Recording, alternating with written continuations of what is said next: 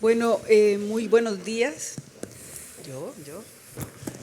Yo soy Carmen Larga Espada, soy la directora de Honduras y Nicaragua, de la directora de la OEI para Honduras y Nicaragua, y me han invitado, agradezco, a coordinar este panel, en el cual vamos a reflexionar sobre la relación que hay entre los retos educativos, las migraciones y el mercado de trabajo.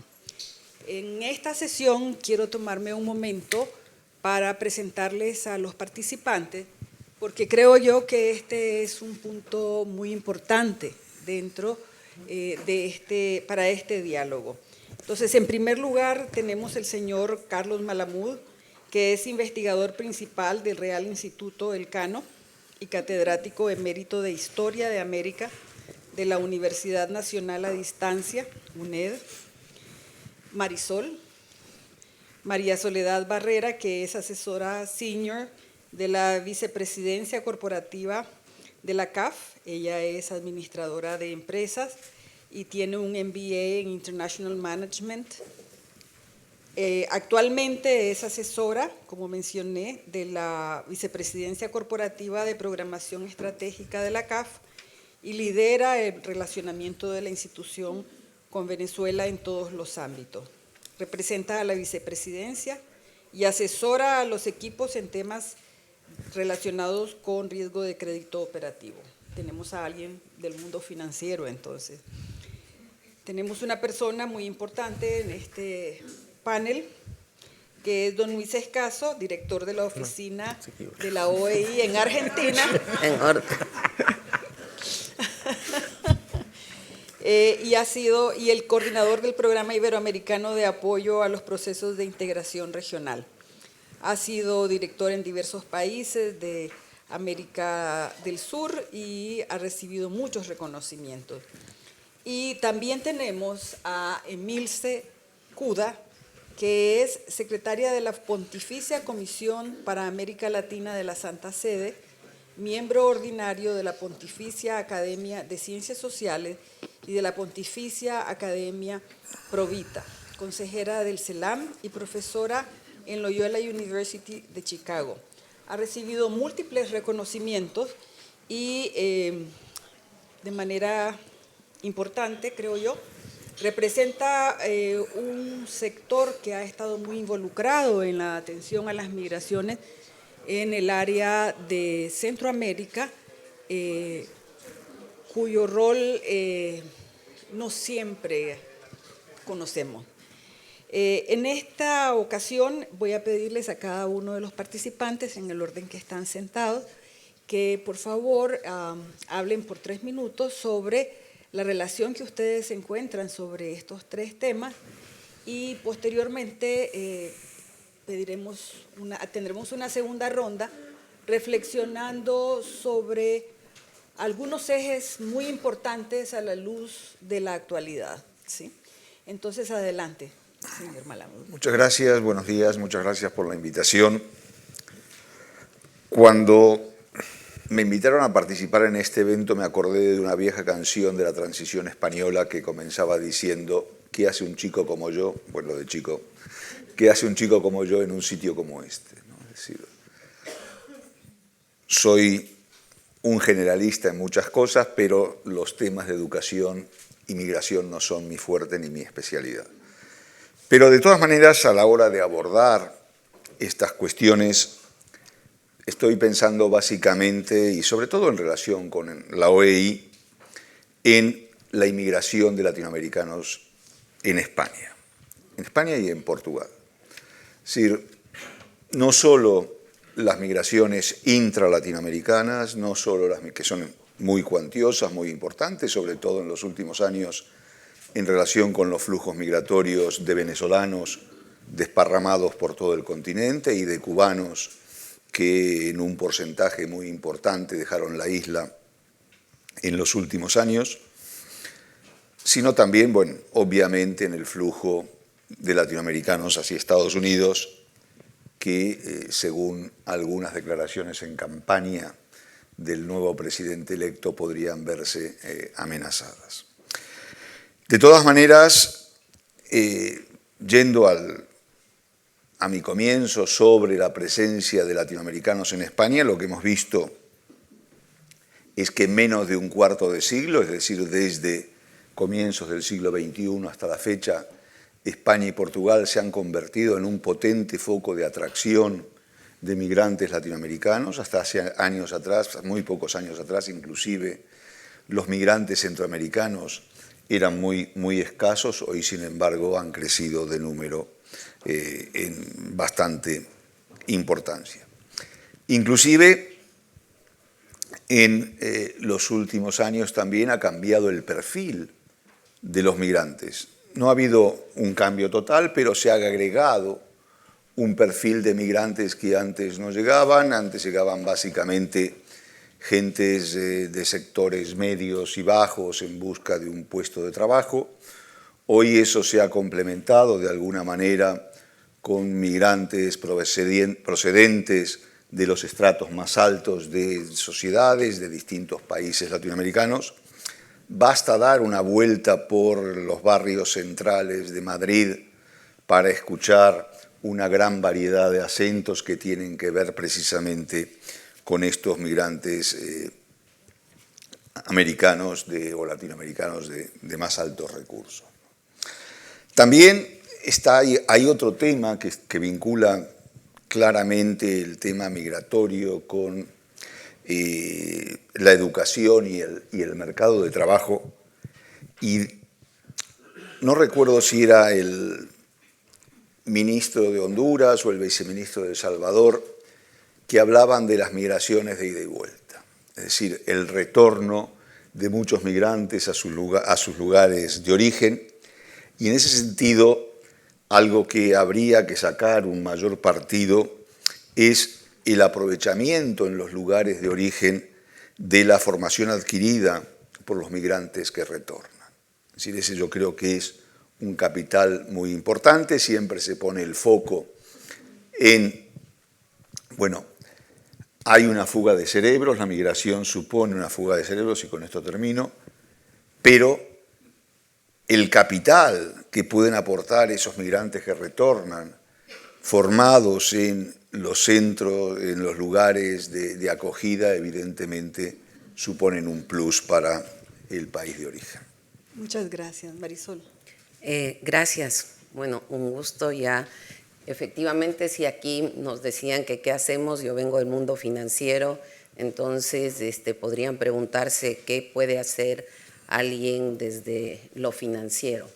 Indudablemente la CAF es un banco de desarrollo, y puntualizo, desarrollo de América Latina y el Caribe.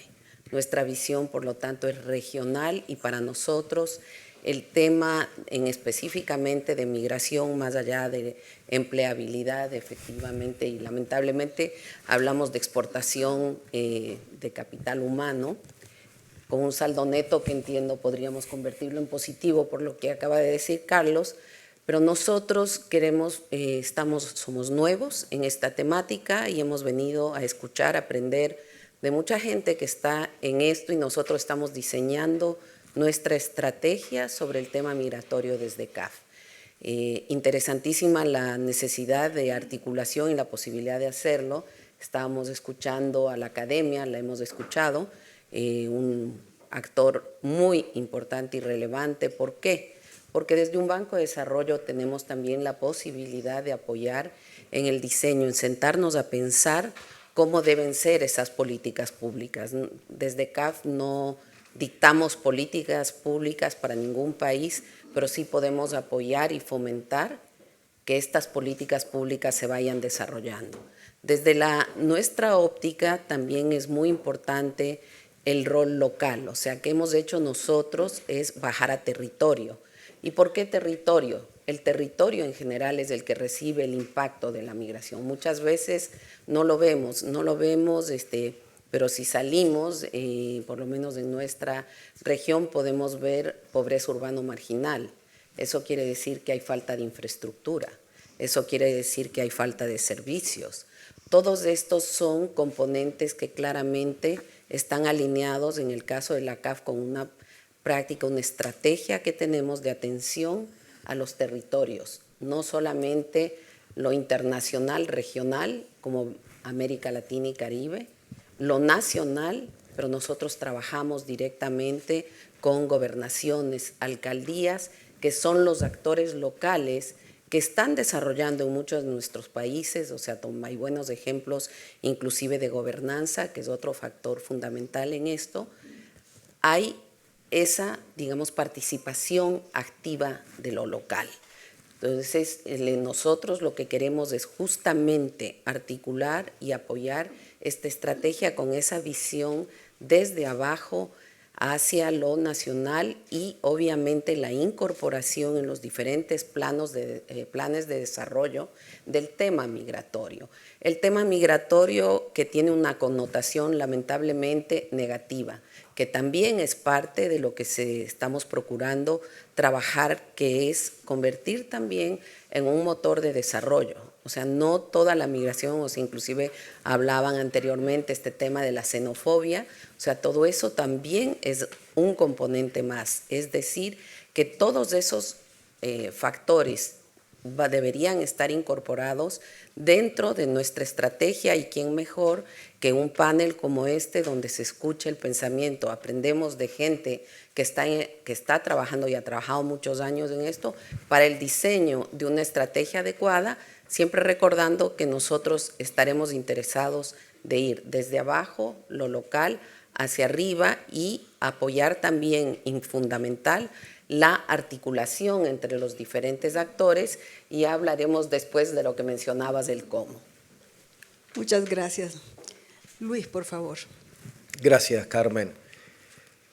El informe de Georgetown, hecho con la colaboración de la OI en el marco de este programa, tiene una serie de recomendaciones de política. Hace un diagnóstico muy interesante, fundado teóricamente, y desarrolló una serie de recomendaciones de política. Hay una de esas recomendaciones, todas son interesantes para tener en cuenta y creo que las incorporamos nosotros en el proceso de formulación y diseño de proyectos, pero una en particular tiene mucho que ver con el trabajo que hace con la OI, que hacemos en la OI, y sobre todo con la convicción que tenemos, y tiene que ver con fortalecer el vínculo entre el sistema educativo y el mercado laboral. Decía el ministro Esponda hace un ratito, educamos para el desempleo. Esto marca claramente un primer grado de desconexión, y esto nosotros lo podemos ver en el tránsito en la mayoría de los sistemas educativos de América Latina, con una estructura, podemos decir, napoleónica, ordenada, jerárquica y sobre todo constituida para una época, para un tiempo que ha cambiado. Hoy transitamos un proceso de cambio civilizatorio profundo, único en la historia de la humanidad, y sobre todo con una característica muy particular, que es la velocidad del cambio. Por primera vez, el cambio tecnológico y el cambio de organización de nuestras sociedades se da dentro de una misma generación, es intrageneracional. En nuestra propia vida, digo, nosotros vimos televisión blanco y negro, algunos, otros no. Yo no. Vimos televisión blanco y negro. En nuestras casas no había teléfono muchas veces, y si había teléfono en general no funcionaba. Mi padre no vio la televisión, mi padre nació en 1932. Imaginen el mundo en el que nació él y en el mundo en el que vive. Tiene hoy 92 años y usa la computadora, con el hombre en la luna, con los aviones a reacción, etc.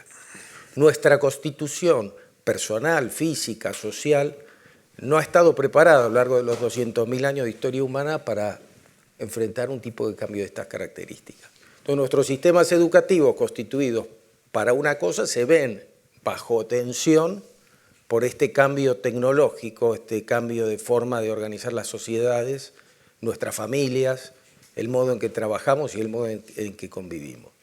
Pero en América Latina le agregamos algo adicional, y es que el 50% de los chicos y de las chicas que ingresan a primer grado no terminan el colegio secundario. y es un promedio. Si nosotros distribuimos ese promedio dentro de nuestros países, que son desiguales, en mi propio país hay provincias donde este número se incrementa. En la región hay países donde este número es muy alto. De cada 100 chicos que ingresen a primer grado, en algunos países 70 no van a terminar el colegio secundario. En la sociedad del conocimiento, la innovación, del cambio tecnológico, etcétera, etcétera. ¿Qué hacemos con ellos? ¿Qué hemos hecho con ellos? Cuando hablamos de educación en general tendemos a hablar de lo que sucede dentro de la escuela, los docentes y demás. Tenemos muchos chicos que no están en la escuela. Ahí es donde entra esto que nos invitó a pensar el panel anterior, que es el vínculo con el mercado de trabajo. Y cómo ese vínculo con el mercado de trabajo se construye desde lo escolar, a través de programas de formación dual, educación secundaria orientada y demás, y con los que no están en la escuela, a través de la formación profesional y la capacitación laboral. ¿Y esto qué tiene que ver con la migración? Todo. Porque la formación para el trabajo es lo que le da herramientas a las personas para poder trabajar, y trabajar es vivir con dignidad. Y permitirte, si lo decidís y tenés las condiciones para hacerlo, quedarte en tu país, y si tenés que emigrar, hacerlo en las mejores condiciones posibles. Porque no es una fiesta migrar. Mencionaban también en el panel anterior, algunos se toman un avión y aterrizan con un pasaporte de turista y se quedan a vivir en el país de destino. Pero muchos otros emprenden una larga marcha donde son sometidos a la explotación sexual, a la esclavitud laboral, a la humillación, pasando por varios países de la región hasta llegar a la frontera con Estados Unidos para poder pasar. ¿Qué herramientas les estamos dando a esas personas para asegurar su dignidad? En esa intersección, y corto acá, hay mucho para contar, que vamos a dejar para el segundo momento. Muchas gracias. Emilce. Bueno, muchas gracias a la OI por haberme invitado. Es una muy linda oportunidad para mí haber conversado con todos ustedes y saber en qué están trabajando. Yo también estoy un poco extraña como usted acá, soy como Pilatos en el credo, pero al revés, ¿no? Yo trabajo para el Santo Padre Francisco, un papa latinoamericano, y voy a transmitir su agenda, que es el motivo por el que estoy. Todos ustedes conocerán la encíclica Laudato Si, pertenece a la doctrina social de la Iglesia y como todo documento social es un documento a toda la comunidad. Estamos muy cerca de los 10 años y es un documento que ha sido tomado como programa de investigación en casi todas las universidades del mundo, no necesariamente católicas, universidades seculares, públicas y privadas. Ha generado departamentos de sustentabilidad en las empresas más grandes y trabajamos en estrecha relación con el Vaticano. Y también ha generado nuevos lugares en los gobiernos, como secretarías de cambio climático, como secretarías de sustentabilidad. Bueno, ¿por qué digo esto? Porque esa encíclica es una denuncia de lo que llamamos una crisis ecológica socioambiental. Lamentablemente la palabra ecología quedó asociada al cambio climático, entonces se convirtió en una encíclica verde. Pero la encíclica habla de una crisis ecológica socioambiental y dice que la causa de la crisis ecológica es social, debido a un sistema económico que mata. Vale decir que si uno no interviene en esas relaciones productivas, es imposible frenar el cambio climático. ¿Por qué digo esto? Porque los tres temas que dan origen al menos a este panel, que es la educación, la formación y la migración, son consecuencias de esa crisis ecológica socioambiental. El desempleo estructural no solamente es causa de la migración, sino que es causa de todos los horrores que ocurre a los migrantes, porque esa mano de obra desocupada se ha convertido en mercancía. La carne humana es una mercancía, como lo acaba de decir Luis, para el robo de órganos, para los feminicidios, para la trata, para el trabajo esclavo, para el encierro. Entonces, si no se mira de manera integral, es imposible resolver estos tres problemas.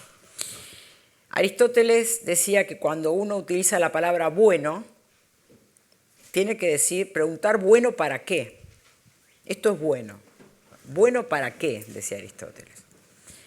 Entonces yo haría la misma pregunta. Cuando hablamos de educación, de mercado de trabajo y de migración, ¿para qué? ¿Educación para qué? Porque podemos poner millones de dólares en la educación. Pero ¿para qué educamos? ¿Educamos para el extractivismo? ¿Educamos para la acumulación sin límites morales? ¿Educamos para la explotación? Cuando hablamos de mercado de trabajo, ¿mercado de trabajo para qué? Para continuar con todas estas prácticas destructivas, exclusivas, explotadoras. Cuando hablamos de migración, ¿estamos hablando solamente de los migrantes centroamericanos a Estados Unidos o africanos al sur de Europa? ¿O también estamos pensando en las migraciones internas que provocan los hacinamientos en los conurbanos de todos los países del mundo, incluso de los países centrales? Y también la migración del mercado laboral. Hoy tenemos empresarios en América Latina que están liquidando sus empresas, que han salido fuera del mercado del trabajo en general y que están entrando en otro tipo de mercados que son totalmente ilegales, pero además de ilegales, son totalmente destructivos del medio ambiente, lo que genera otros procesos migratorios de los que no se habla, que son los desplazamientos por los cambios climáticos. El Dana, que ocurrió en Valencia, se enteró el mundo, pero cuando la empresa extractivista Vale provocó una luz en el Brasil que sepultó un pueblo, pocos lo saben. Entonces, la propuesta nuestra es cómo ampliar qué entendemos por educación. ¿Bueno para qué? O sea, ¿bueno para qué? ¿Hay alguien detrás de esta movilización humana que va a ser imparable y es el gran drama del siglo XXI? Entonces, lo que propone la Santa Sede es, respecto a la migración, no hablar de migración, sino de integración. Las palabras crean mundos. Nosotros, en la religión nuestra, creemos que Dios dijo que se hagan las cosas y las cosas se hicieron. Eso puede ser un relato bíblico, pero también es verdad. Modificar el vocabulario crea realidad. En Argentina no hablábamos de migrantes, hablábamos de trabajadores. El concepto de migrante es un concepto que viene del norte, que determina y también genera mercados bastante negativos. Entonces, hablar de integración genera no políticas o catarsis asistencialistas, implica tomar el todo del problema. En cuanto al trabajo, no hablamos de mercado de trabajo, hablamos de dignidad humana. Y la dignidad humana no pasa solamente por un empleo de subsistencia, tiene que ver con la posibilidad de creatividad. Porque cuando a un ser humano se le impide la creatividad, se le impide la dignidad humana. Cuando hablamos de educación, nosotros lo llamamos conversión. Y acá termino. ¿Qué significa conversión? Es una palabra que tiene que ver con las religiones. Pero este sistema, esta crisis ecológica, socioambiental, que provoca un caos que va a llevar unos años, un caos en la política, un caos en el modo de enfrentamiento bélico, un caos en la educación y un caos en los modos productivos, requiere de una conversión. O sea, no hay plata que pueda cambiar el desprecio a los migrantes. Eso implica una conversión no de las estructuras, como decían en los años 70, sino personal. Cada uno de nosotros tiene que movilizar sus entrañas para entender esta situación, y eso implica dinero para la visibilización, porque no conocemos realmente quiénes son los migrantes. Estamos muy lejos de los migrantes. Entonces, la propuesta es cambiar el vocabulario hacia una conversión cultural, hacia una integración y hacia un trabajo digno. Muchas gracias, Emilce. Creo que ahora entienden por qué me tomé estos 3 minutos para presentar a nuestros panelistas, ¿verdad? Tenemos perspectivas totalmente diferentes, sin embargo, este diálogo nos ha llevado a un punto fundamental en el que se integra la dimensión ética, las dimensiones éticas de esta reflexión, que no podemos obviarlas, con la dimensión histórica de las temáticas que estamos abordando.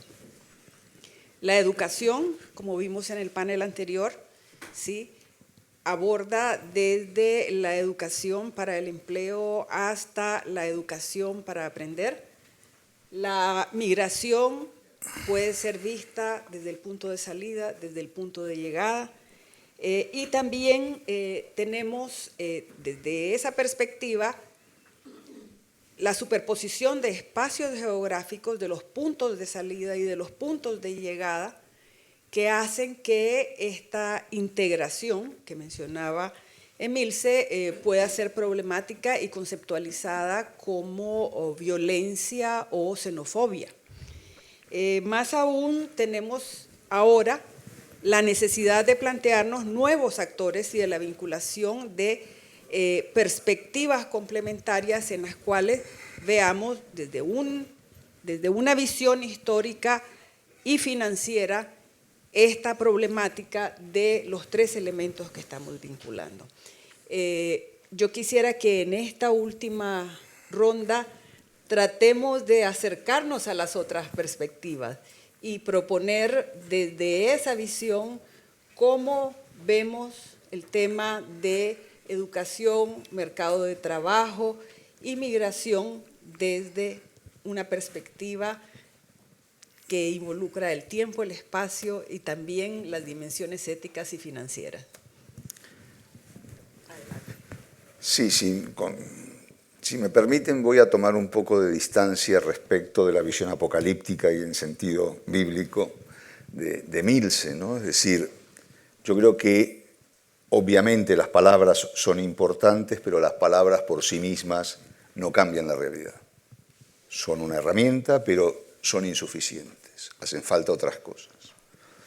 Entonces, convertir las migraciones en integraciones es muy complicado. Hace falta todo un proceso. Pero para eso hay que tener en cuenta, primero, que las migraciones son prácticamente tan antiguas como la humanidad. No es un proceso creado o fomentado por el mundo en el que nos encontramos, con todas sus deficiencias, sino que desde la propia aparición del hombre sobre la tierra ha habido procesos migratorios. Algunos buscados por la falta de recursos en el hinterland donde se movía, otros provocados por invasiones, por guerras, por múltiples causas. Entonces, frente a estos procesos migratorios, primero, muchas veces no hay manos invisibles detrás de, sino que son decisiones individuales. Y la suma de esas decisiones individuales forjan o fuerzan a un determinado proceso. Yo vengo de una familia de migrantes, yo mismo soy un inmigrante. Mi familia migró a Argentina desde Ucrania a finales del siglo XIX. Yo llegué a este país en 1976. Y previamente a quienes fueron de Ucrania a Argentina, los desplazamientos fueron constantes en mi familia. Pero ¿a qué voy con esto? Que la decisión individual pesa y mucho, es determinante. Y esa decisión individual también, junto con el contexto social, obviamente, que no es indivisible, pero es la que lleva a elegir en determinados momentos por esta o la otra solución.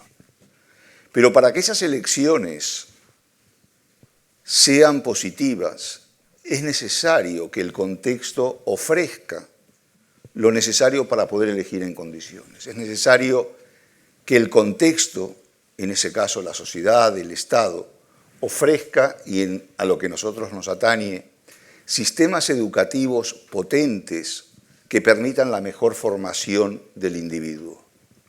Porque un individuo formado es el que mejor va a interactuar con la sociedad. Un individuo formado es, en el caso de que llegue el momento, si le llega, no necesariamente tiene que llegar, el momento de emigrar, es el que se puede integrar mejor en la sociedad de acogida, porque de eso se trata. Muchas gracias. Y aquí la educación es fundamental. Muchas gracias. Adelante, Marisol, por favor. Bueno, gracias. Estamos en el cómo hacerlo y creo que ahí siempre estarán las diferencias, porque podemos estar de acuerdo en los aspectos grandes, pero en el cómo hacerlo están las diferencias y obviamente hay diferentes visiones más colectivas, menos de individuos, pero sí hay definitivamente, en el caso por lo menos de lo que yo puedo conocer algo, que es América Latina, un impacto de la inequidad, la desigualdad, y hemos visto, como decían, casi te cambió el nombre, se me fue tu nombre, Milce, te había puesto Milce. Creo que hay unos nuevos vocablos dentro de lo que comúnmente llamamos migración, más allá que son flujos que pueden ser o no de integración, pero la feminización también de este tema migratorio. Eso es algo, el tema de cambio climático es hoy día uno de los puntos que está también efectivamente impulsando o expeliendo o motivando la migración. Entonces, ¿cómo podemos hacer? Y ya voy un poco más a lo que podríamos, y ahí caben estas discusiones de estos paneles, para ver cómo podemos articular y contribuir desde, en este caso, desde la CAF, para que pueda haber este diseño de consensos o de acuerdos, si no hay consensos, de acuerdos por lo menos en políticas públicas que nos vayan aglutinando. O sea, creo que la mayor importancia está en tratar de aglutinar y tener no una política pública, son diferentes políticas públicas. No es igual el tema migratorio, yo soy de Ecuador, en mi país, que el tema migratorio, por ejemplo, un país europeo. Entonces nosotros creemos en que son diferentes las políticas públicas dentro de un análisis regional, pero eso es fundamental. Entonces por eso insistía y hoy vuelvo a repetir el tema de lo local, el tema del territorio. Pero sí hay estos nuevos vocablos. Yo sí creo mucho también en el tema de la comunicación. No es que efectivamente las palabras pueden, digamos, por palabras cambiar fundamentales, pero sí creo que hay que tratar de establecer también, porque hay muy mala comunicación y posicionamiento del tema migratorio. A uno le dicen migración y automáticamente es negativo, está mal. No necesariamente. O sea, han hablado aquí de temas de innovación. Yo creo que hay múltiples ejemplos de gente de América Latina, de venezolanos, que es el país donde yo vivo, que están haciendo noticia en el mundo y hemos hecho noticia positiva a través de la migración. Así que creo que debemos y procuremos tener políticas públicas articuladas, no consensuadas por lo menos, pero sí buscar eso. Muy importante la diversificación. Adelante, Luis, 2 minutos, por favor.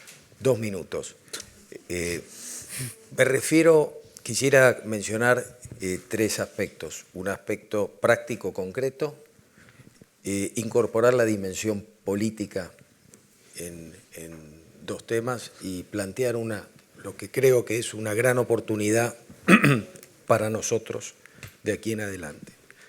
En los aspectos más concretos, hay una cantidad de proyectos y de iniciativas puntuales. Mencionaba el ministro el sistema de educación a distancia de Honduras. Paraguay tiene un magnífico sistema de educación a distancia con los migrantes que están en Paraguay. Vos, Carmen, tenés una gran experiencia en proyectos de formación y capacitación laboral en Centroamérica. Tenemos el desafío de todo esto, encontrar lo mejor para cada contexto, como mencionabas vos. Cada contexto tiene su particularidad, lo decía ayer el secretario general adjunto y el secretario general de la OI. La OI no va a ir con enlatados. Cada contexto y cada situación merece su análisis situacional puntual. En la dimensión política es romper con la historia de nuestros sistemas educativos fracturados en niveles y modalidades donde una cosa no sirve para la otra. Un muchacho que quiere terminar el secundario tiene que elegir entre si termina el secundario o hace un curso de electricidad. Y si hace el curso de electricidad para conseguir trabajo y mantener a su familia, no tiene tiempo para terminar el secundario. Pero lo que hace en el curso de electricidad, donde aprende ley de Ohms, flujos y demás, son contenidos que les sirven para la educación secundaria de adultos. Pero la secundaria de adultos no se lo reconoce, porque nuestros sistemas están tan segmentados y fracturados que no reconocen los saberes entre sí. Y lo mismo sucede con las instituciones políticas de nuestros estados. Tenemos muchas instituciones que hacen formación profesional y el desafío es armonizar esos intereses y que nadie se sienta amenazado con sistemas de créditos y reconocimientos mutuos, porque donde uno quiere apropiarse de la situación, los otros se van a defender, se producen bloqueos mutuos. Entonces, la dimensión política es importante.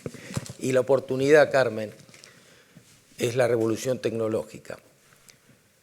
¿Por qué? Porque las tecnologías digitales, siempre que los procesos de conectividad lleguen a nuestros territorios de la mejor forma posible, permiten que con una adecuada formación las personas tengan acceso a trabajos dignos y bien remunerados sin moverse de su lugar de origen. Hoy uno puede vender servicios digitales al exterior desde su pueblo sin necesidad de migrar a grandes ciudades o a otros países. Muchas gracias, Luis. Bueno, voy a tratar de decir 3 cosas rápidamente. Primero, nosotros hablamos de una fórmula que es el futuro del trabajo es cuidado, el cuidado es trabajo. ¿Eso qué significa? Que hoy ese gran porcentaje de personas en población activa, económicamente activa, que ha quedado desempleada estructuralmente, si vive hasta el día siguiente es porque algo está haciendo. Esa actividad laboral que está haciendo no está reconocida por los estados como trabajo. Son generalmente actividades del cuidado. Entonces la lucha, junto con las recomendaciones 202 y 203 de la OIT, es cómo lograr que estas nuevas actividades laborales creativas sean reconocidas por los estados como trabajos para evitar la guerra de pobres contra pobres, entre los que tienen trabajo con garantías sociales por ser empleo formal y los que tienen actividades laborales. Entonces, todo cuidado debe ser remunerado dignamente, para eso reconocimiento del Estado, estamos muy lejos de eso todavía. Y la segunda, todo trabajador debe reconocer que su trabajo es un cuidado, no solamente la que cuida a los niños, la que limpia la casa. El que dirige la NASA es un cuidador, el político es un cuidador, porque si no entramos todos en la lógica del cuidado, esto no lo podemos cambiar, necesariamente con políticas públicas ni con dinero. Estoy de acuerdo que es una decisión, yo lo llamo conversión. Cada uno tiene que tomar esa decisión y es personal, Segundo, el tema de la educación. Estamos muy formateados para una educación funcional a la renta. Entonces seguimos pensando que estamos en el siglo XX donde tenemos que capacitar personas para el trabajo. Eso está muy bien. Nosotros tenemos un programa que se llama Building Bridges, que es poner en red todas las universidades. Pero ¿qué pasa? Esta educación, vuelvo a decir, ¿educación para qué? Porque si solo pensamos en que la educación es una educación para conseguir un trabajo rentable, tenemos el índice más alto de suicidio de jóvenes en este momento, sobre todo en Asia, donde no tienen problemas económicos, pero no tienen nada para hacer en la vida y se están suicidando. Los nuestros, capacitados en universidades de Estados Unidos, con doctorados, terminan trabajando en las escribanías de los gobiernos locales porque tienen la sapiencia para legitimar, para legalizar prácticas ilegítimas. Entonces estamos matando a nuestros hijos con el suicidio y además lo estamos empujando al crimen, a los de abajo y a los de arriba.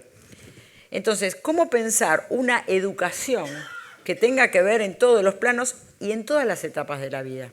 Porque cuando hablamos de una conversión o decisión, como querramos llamarlo, no solo tenemos que educar a los jóvenes, también tenemos que educar a los que están en procesos de decisión, que no son malas personas, simplemente que tienen un discurso. Y hay que educación solo significa capacitar a una persona para el mercado laboral, ya sea para arreglar la luz o para tener un doctorado, pero siempre en función del mercado laboral. Entonces, ¿cómo cambiar este proceso de educación? Y por último, que me olvidé, bueno, se salvaron.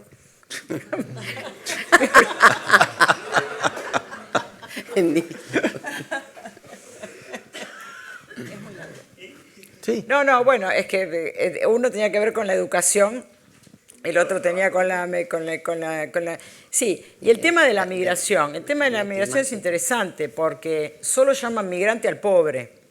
Mi marido es un yanqui de 2 metros de altura y vivió sin documentos 20 años en Argentina y ahora vive sin documentos en Europa y ni siquiera se los piden los documentos. Entonces, la categoría de migrante no aplica a todo el mundo, aplica a algunos. Ah, sí, me acordé de lo que quería decir. Esta educación que tiene que ver, si quieren, con el plano ético, el Papa lo llama la contemplación, que se ríen cuando hablo de esto, porque me toca hablar en espacios seculares donde la Iglesia ha tenido mala fama. Pero yo llamaría la atención de que todas las campañas electorales hoy en el mundo se ganan porque apelan a la creencia, no a la razón. Apelan a lo sobrenatural, no a lo natural. Con eso se están ganando campañas y esos votos vienen de los sectores migrantes y vienen de los sectores marginales, que son los sectores que realmente creen en que existen las fuerzas del cielo, que existen las fuerzas sobrenaturales, que existe Dios. Entonces hay una gran educación espiritual. Hay una gran educación espiritual que interviene en la política, en la economía y en los procesos universitarios. Es un tema que en el siglo XXI, en el siglo XX se dejó de lado, pero que en el siglo XXI tenemos que considerarlo en los procesos educativos. Muchísimas gracias. Realmente se han planteado perspectivas muy diferentes, cada una de ellas muy rica, complementarias, y quedan sobre la mesa con el gran desafío para el siguiente panel, en el cual se van a ver obligados a concluir, creo yo, y les invito yo a no descartar ninguna de las perspectivas. Todas las perspectivas son absolutamente indispensables y plantean una visión del mundo que tenemos que reconocer y que por eso tenemos que encontrar nuevos programas, nuevas formas de abordaje que sean diversas y que sean enriquecidas por cada uno de las perspectivas de los participantes en este panel. Muchísimas gracias a cada uno. Gracias a ti.